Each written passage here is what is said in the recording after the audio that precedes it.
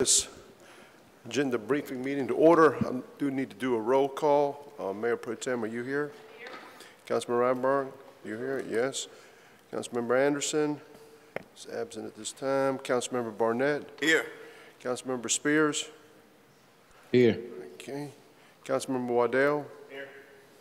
Okay. And the chair is here. We have a quorum and we're ready to go. We have several presentations tomorrow evening. We have also consent agenda. C1 is approval of the minutes. C2 is a resolution awarding a multi-year independent audit contract with PMM Mears LLC beginning with the fiscal year ending June 30th, 2022. We have ordinances. Ordinance making supplemental appropriation in the amount of $59,521 to the HVAC replacement project. O2 is an ordinance making supplemental appropriations to the Public Improvements Fund, JAG Equipment / New Hanover County 2021 grant in the amount of $43,402 for the purchase of a portable video surveillance trailer and camera system. O3 is an ordinance appropriating $17,518 of revenue recovered through insurance claims to the general fund. Yes, sir. Is that a particular claim, or is that a combination of claims? Doesn't seem like a whole lot of money. Tom here. My recollection is it is one claim and on one of the old Quint trucks. The old what? One of the old Quint trucks, the ladder trucks. Oh, okay. Thank you. O4 is an ordinance making supplemental appropriations in the amount of $1,000 from the North Carolina Recreation and Park Association to the Special Purpose Fund in the Omitted History Project and New Initiative. O5 is an ordinance approving the employee compensation pay plan changes and appropriating funding in the amount of $1,317,602 from multiple funds, allowing the implementation of the employee compensation study effective with the March 28th, 2022 pay period. Yes, sir. I guess this is Al, or maybe yes, you, sir. Tony. When we did this, what, a week ago, the question was asked, is everybody in the city, are they subject to this or going to credit from this except 3 of you? Yes, sir. Was that every individual body or every position? Because I think there's a difference. Did the pay compensation study? I understand the question. I'm just not sure what it's by position. Okay, so it's not every person. So there is a possibility somebody in the city. It will be every person. We have open positions to which it will apply, but it will apply to every person. Are the positions that were in place the day we did that going to be the same when we implement it? Yes, in other sir. words, has the pay classification been extended out, shrunk? Or, can you come up here, Al? It would be the pay plan that as was presented a week ago. So nothing's changed since that night. I mean, we haven't. Nothing other than we may have hired some people or some people terminated. Other than that, no. But the positions, as though we were doing it all over again, it's identically the same. Correct. Okay. And everybody in the city is going to be above, and we got them up to where they need to be, according to the pay plan study. Correct. They'd be at least at the minimum of the range, if not higher. So come July the 1st, the new fiscal year, none of our people will be below market. The positions will not be below market. Some folks may be below market depending on how much experience they have. So we don't move everybody just to market. Market is typically the midpoint, okay, of a position. Okay. If I got 1 year of experience, I'm not going to pay that person at the midpoint. I'm going to pay them commensurate with their experience and the equity within the organization. But everybody, regardless of their experience, is getting a raise. That's correct. All except for the 3 appointed positions. Right. Thank you. Okay. 06A is a resolution authorizing the city manager to enter into an agreement with the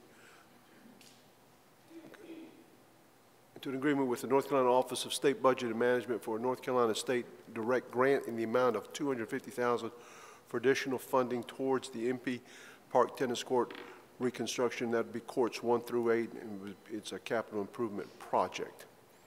And then 06B is the ordinance making the supplemental appropriation in the amount of $250,000 of the MP Park Tennis Court reconstruction capital improvement project.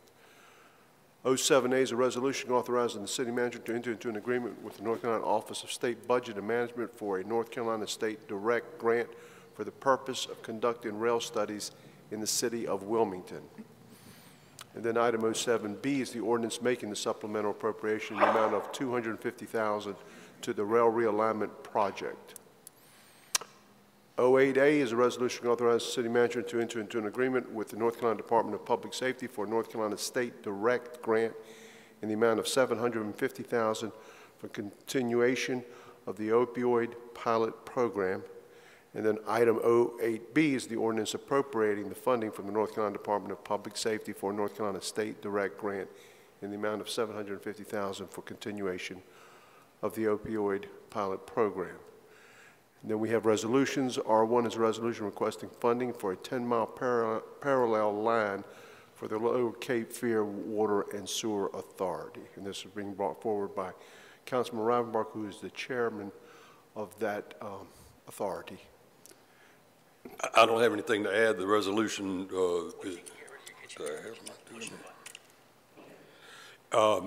it's a resolution that we're asking the county, New Hanover County, Brunswick County, all the people that that benefit from Lower Cape Fear Water and Sewer Authority, the last 11 miles that brings water into the Sweeney and some industries on 421. It's critical that we have redundancy in that line. Part of it goes under the river. We just had a leak, or a significant leak in a hard-to-reach area. The construction company got out there quick, got it bypassed, and then repaired it, and it just raised the possibility that if something were to happen in the river or other hard-to-reach places, it could have a huge impact on our water availability in the city, and we just want to get ahead of it. We don't anticipate that, but we need to be proactive on that, and so we're asking for the resolution supporting it. Thank you. Thank you. Okay. Any other questions, comments? Okay. Mr. Manager? Mr. Mayor, we have one presentation for you this morning. You'll recall a couple of meetings back, some folks came before you during public comment regarding traffic on Wrightsville Avenue, what would that be, the western end of Wrightsville Avenue. Traffic engineer Dennis Vakenowitz will present this item to you and hopefully be able to quiet your concerns or answer your questions, either one. Good morning, Mayor and City Council. I'm here in response to, as Tony mentioned, to the public comments from January along Wrightsville Avenue. Let me try and get this into. We took a good look at this area. The study area of concern was from 17th Street to Gibson. It's posted 25 miles an hour. We've measured speeds and volumes in 4 locations over the years. Just to step back a little bit, in 2001, a very large project was put together along this portion of Wrightsville Avenue, and it converted the roadway to a one-way with buffered parking, brick crosswalks, additional sidewalk, and other infrastructure improvements. There are 6 intersections along this one-way section of concern. Immediately following the public comments, we went out and looked at all of the signs and markings and made sure everything was in order and properly placed.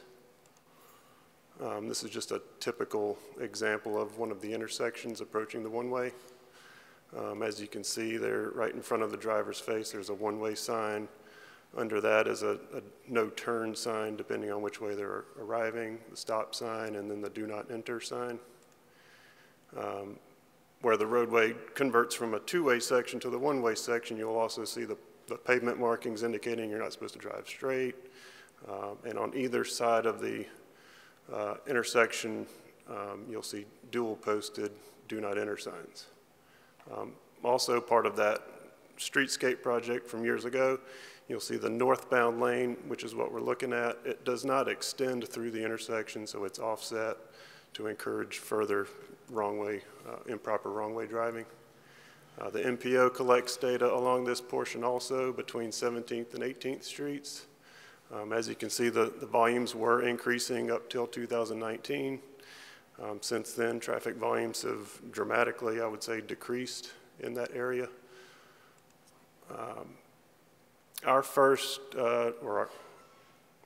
Historically, one of our measuring points is site number 1.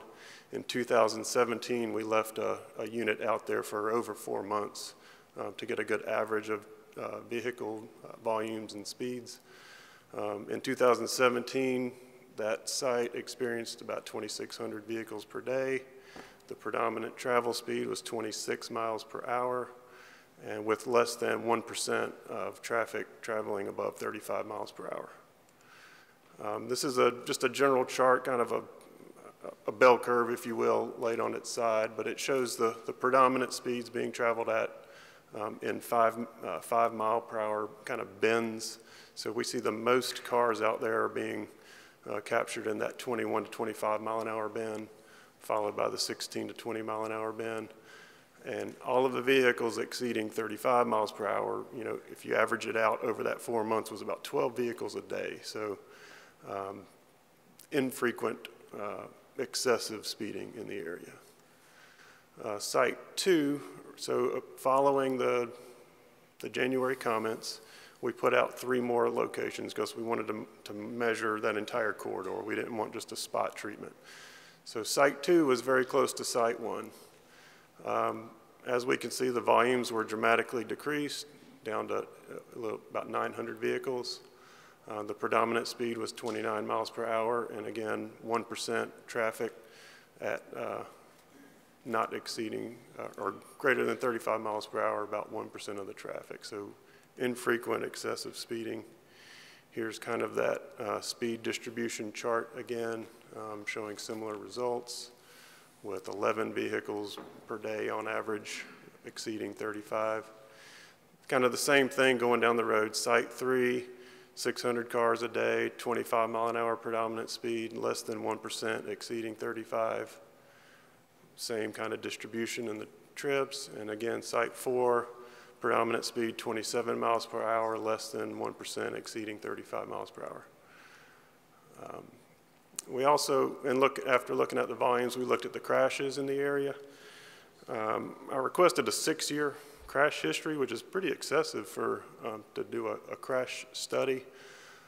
In 6 years, there were 13 total crashes reported along this entire stretch.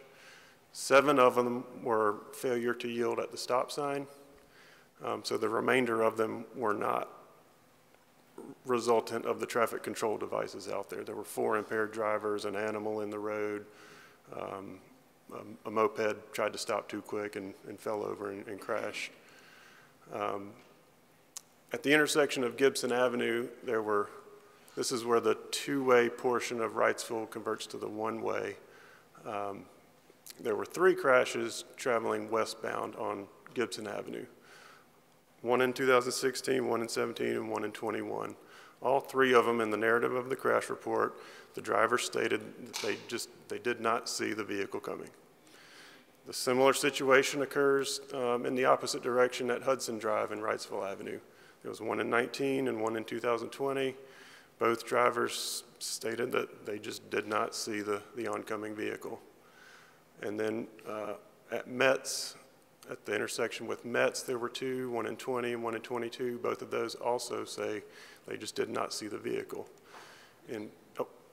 Were those, do you have knowledge of whether they were at nighttime or broad daylight? I didn't okay.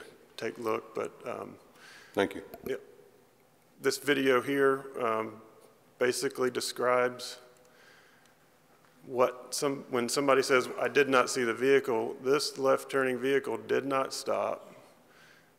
So the purpose in stopping is to stop and assess the situation. Is there anybody coming? So for somebody to say they did not see, well, it's kind of hard to blame that on the stop sign when they didn't stop.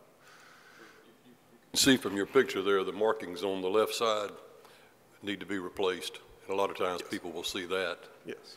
Yep. Thank you. So the other crashes, like I mentioned, medical impairment, heavy impairment, animal in the road, medication, loss of consciousness, lost control, impaired driver. There were also concerns of wrong-way driving along this corridor. And it's not meant to be humorous, but staff did watch over 200 hours of video to try and figure out how prevalent is this situation occurring.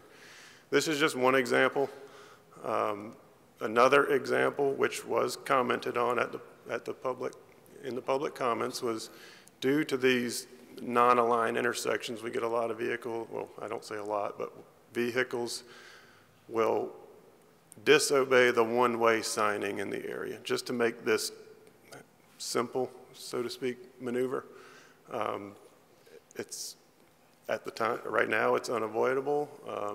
We also captured this on video. It doesn't occur frequently, but it does occur. So this vehicle stopped at the stop sign, great, took a look around, and decided that they wanted to make that improper maneuver. As I mentioned, we went out and inspected the signs and the markings. They're all there. Granted, we could refresh them. Maybe they'll pop a little better. Who knows if that's going to change driver behavior, but it's something that coincidentally, when these public comments came out, we were working in this area, looking at replacing the signage just due to age and wear and tear. We'll be glad to take a look at the pavement markings at the same time. So we kind of pushed pause on that. Looking at that intersection, and I'm very familiar with it, but if somebody who wasn't familiar with it came up there, there's no signage there that says no left turn. Directly in front of the travel lane, there is a one-way facing south with a no left turn directly underneath it. Yeah. Couldn't be more obvious, could it? The no turn sign is actually going over and above the minimum requirement. So the one way is what's required. The no turn sign is what we've decided to add on there to try and help. So in summary, the signage exceeds the requirements. The volumes have technically decreased. We all know what's happened over the past couple of years, which probably has contributed to some of the decrease in volume. Excessive speeding is less than 1% of the total traffic. On average, there's fewer than 2 crashes along the entire corridor per year. Of those, half of them are not really correctable from the traffic control devices. And wrong-way travel was just not observed as being frequently after watching the video that we watched. So just wanted to ask if you had any comments or questions. Questions for staff? Oh, thank you. Thank you. Thank you. No. Well, wait. Since I don't have a question about this particular thing, but Tony, and while we're here, I've had some inquiries about traffic at 10th and Princess Street, down from Highwire Brewery, and also South 6th Street, issues with speeding. I think the concern for 10th and Princess Street is like some kind of assistance or blinking light or something, because they state that the traffic gets a little heavy when the brewery is operating. So if we can look into that, please, those two things. Yeah, we'll take a look at that. Thank you. I just have one quick question, and I don't want you to do any research. I just want you to spitball the answer here. Just what's a guess as to how much staff time and you put into this kind of research for this particular concern? So for each of those sites, it takes about a day probably to put the radars out and the cameras out, put them out and take them out. So there's a day plus the day reviewing 200 hours. We don't watch it, we watch it at 10x speed or something, so that goes by pretty quick. But I would say put the presentation together, all that, we're looking at 2 weeks worth of work. 2 weeks worth of work. Well, I used to live on the other side of that and go from downtown to my house right through there several times a day. And I just think, I basically could have told you this sort of thing. I have never observed that it's a dangerous sort of place, and the city spent a lot of money there over the years trying to make it safe by putting the bulb outs and the parking and making it one way. So, I appreciate your hard work. Sure. The city won national awards on that design when it was put in. Awesome. Okay, thank you. Anybody else? Okay, thank you, sir. Thank you. Tony? Mr. Mayor, we would now ask that you go into closed session. Mr. Joy will be able to guide you with the motion for that. Okay, and we're going to have closed session in this room. Okay, very good. So I'm going to read for the council a motion to go into closed session, into a closed session pursuant to the provisions of General Statute 143-318, 11, A3, A5, and A6 in order for the city council to, number one, consider the qualifications, competence, fitness, performance, and conditions of employment of public officers or employees.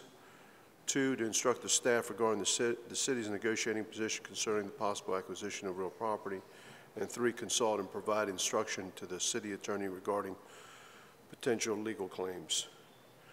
So moved. Okay, we have a motion made by Councilmember Waddell, second by Councilmember Barnett. We will have to do a roll call. All in favor of that motion, Mayor Pro Tem, how do you vote? Aye. How do you vote, Councilmember Reinbart? How do you vote, Councilmember Barnett? Aye. How do you vote, Councilmember Spears? Aye. How do you vote, Councilmember Waddell? Aye. And the chair is aye. So we are now going to closed session. Mr. Mayor, if we could just stand down for a second so that we can get the logistics.